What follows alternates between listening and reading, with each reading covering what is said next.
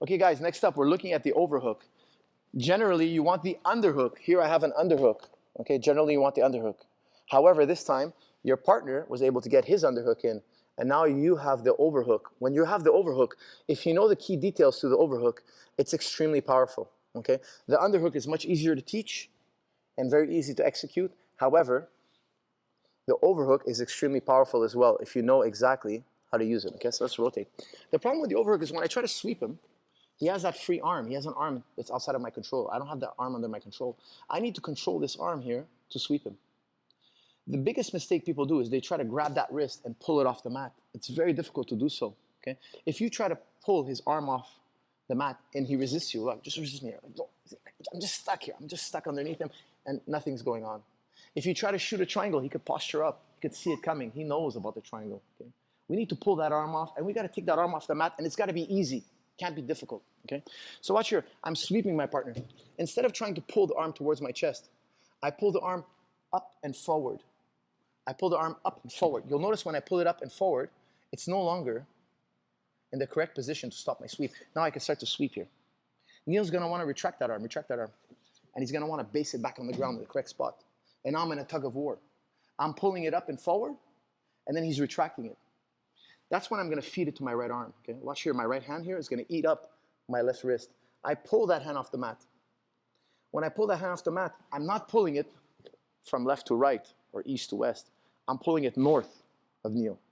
When you pull it north, it's very easy to do because you're involving your legs and your back. You're not just using your arm. Okay? I'm not just using my bicep here. If I try to pull it east and west, I'm only using my bicep. When I pull it north, my legs are involved. Okay? I'm pushing with my legs. And you'll even see that oftentimes I'll push against his knee like this. This makes it really easy. If I kick his knee out from underneath him, it makes it very easy for me to lift that hand up above his head. When Neil retracts it, look how I guide it towards my right hand. And now Neil's trapped. Neil's effectively a three-legged table here. Neil, can you stop me from sweeping you? Even if he frees his right foot, look, he's a three-legged table. He's very easy for me to sweep. He becomes very, very easy for me to sweep. Once I connect Neil's hand to his body, it's going to be incredibly easy to sweep him. Okay. Let's do it again here. I have an overhook. If you know what you're doing with the overhook, it's incredibly powerful. I grabbed him at the wrist earlier. It's also true that I can grab him at the elbow.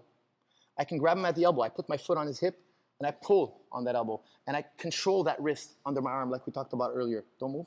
We're trapping him at the wrist, not at the forearm. We're not overhooking. If we overhook, his hand could always touch the floor.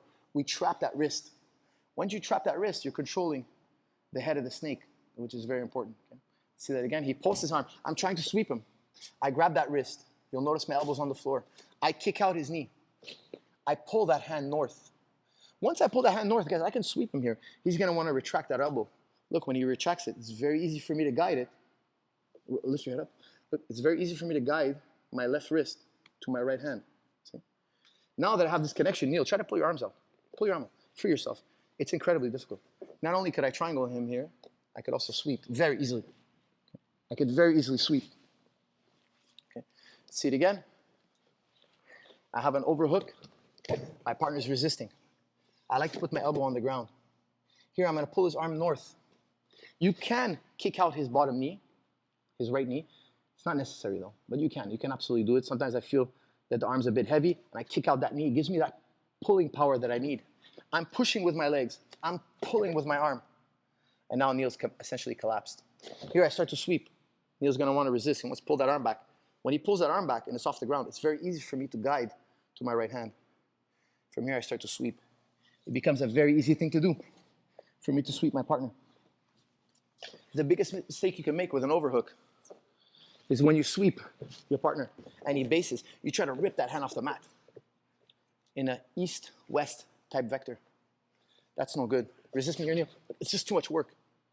I pull it north. When I pull it north, go ahead, Neil. Defend yourself. I just guide it now to my right hand. And now it's a very easy sweep. And I'm on top. The key to the overhook sweep is when he bases, don't try to pull his arm east and west. It's really, really difficult. Pull it north. If you pull it north, you can use your feet for assistance by kicking out his base. Look, I use my left foot here. I push with my left foot and I pull with my upper body. From here, it's an easy thing. It's an easy thing for me to guide my left wrist to my right hand. Guys, from here you also have triangle, of course. We're not covering triangle in this segment. However, it's a serious threat in that position. Make sure we pull north and south and never east and west to take his arm off the mat. Let's give it a try.